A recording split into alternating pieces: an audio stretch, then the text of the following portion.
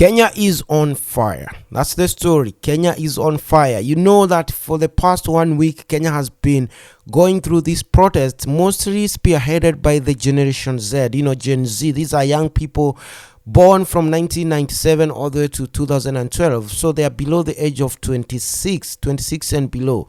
These are the young people who have been calling for government to lower taxes and create jobs for them. So today, it was the third day of them coming out, and they got angry. They overwhelmed the police in Kenya.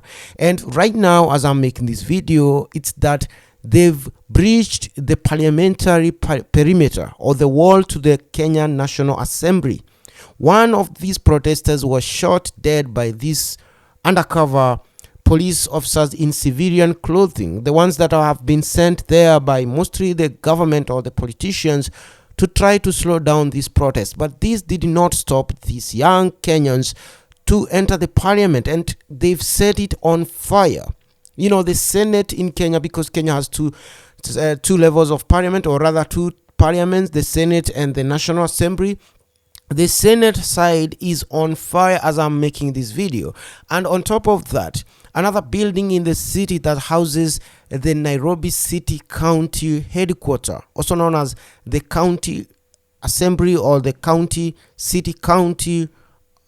Office, or rather County Headquarters, was also set on fire. And a lot of people actually suspect that the ones who set this one on fire were inside this city county headquarters, or they are workers there. So including the police officers, some police officers are actually siding with the protesters. They've been seen and filmed telling the protesters to basically stay away from certain regions or areas that they suspect are these undercover police officers in civilian that have been hired to kill these protesters. Now, the other thing I like Kenya is that almost every international media house has a bureau in Nairobi. The CNN has a bureau in Nairobi.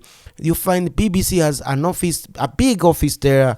Then you have Al Jazeera and everyone. France 24, Voice of America is in Nairobi, Kenya. So they are also there capturing these events as they happen. So the moment something happens, it is posted online, and it is also transmitted and televised all over the world, which is why I also love Kenya. But again, this helps other African countries see the kind of example that is being set by the new Africans, these young Africans, because next up we should be seeing the same events taking place in Zimbabwe.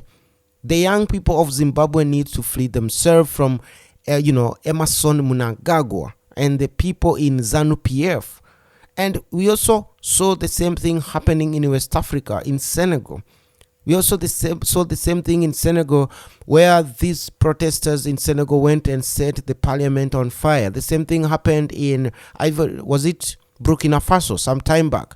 So it's a trend that is setting the political space in Africa on a new trajectory. The same thing should be happening in Uganda. I know Uganda has so many guns that are pointed at civilians. The same thing is happening in Kenya. There are some young men who are going to die. Some young women are going to be shot. But sometimes the cost of freedom is too high like that. Uganda should be watching this.